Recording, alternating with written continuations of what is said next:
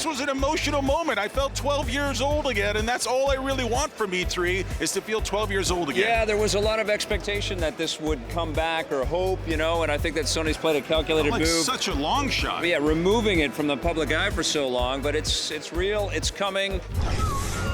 There was a boatload of fantastic drop-the-mic announcements at this press conference. A remake of Final Fantasy VII, my God. The new game from Guerrilla Games, this Horizon Zero Dawn. It's Monster Hunter and Zelda, but on the PlayStation 4. I can't wait. Yeah, it reminds me a little bit of Heavenly Sword and Enslaved as well. It has a little ninja there, a little Tomb Raider in there.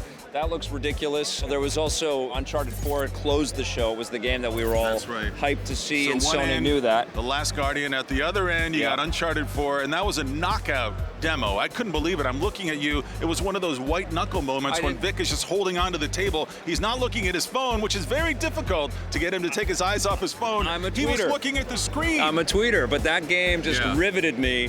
And you know, it was like all the way through. There was a lot of Morpheus hype. There's talk about new games being developed, because we didn't really see what the gestation or what the plans were for VR in the Xbox conference.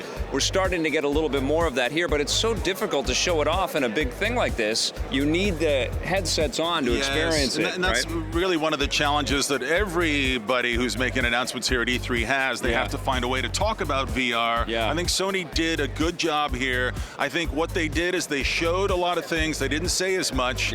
They let the products speak for themselves, and boy, did these products speak loudly. I mean, I gotta tell you, the last couple of years, Sony's been kind of on the ropes a little bit. As far as I'm concerned, this makes them, it redeems everything that I feel like they've done wrong lately. I'm good with them now. They've come out really strong ever since they announced the PlayStation 4. Why am I so short today?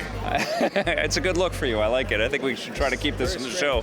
But no, there was so much, and this is kind of my bone to pick with this press conference. You got a peeve. What's your peeve? Well, it's so much about next year and so much about waiting for next. This was the 2016 conference in a lot of ways, which is great. I mean, there's a lot to be hyped about for next year, but PS4 owners this year have to wait. There's nothing to do. I feel like there should be more of a focus in the year that E3 takes place on stuff that's coming, you know, in the immediate future to get people excited about, you know, the holiday season that's just around the corner. I think you're right, and you know, at the very end, and it had been so long. It's been so long now since I saw The Last Guardian. I kind of kept hoping they'd announce The Last Guardian 2 by the end of the show.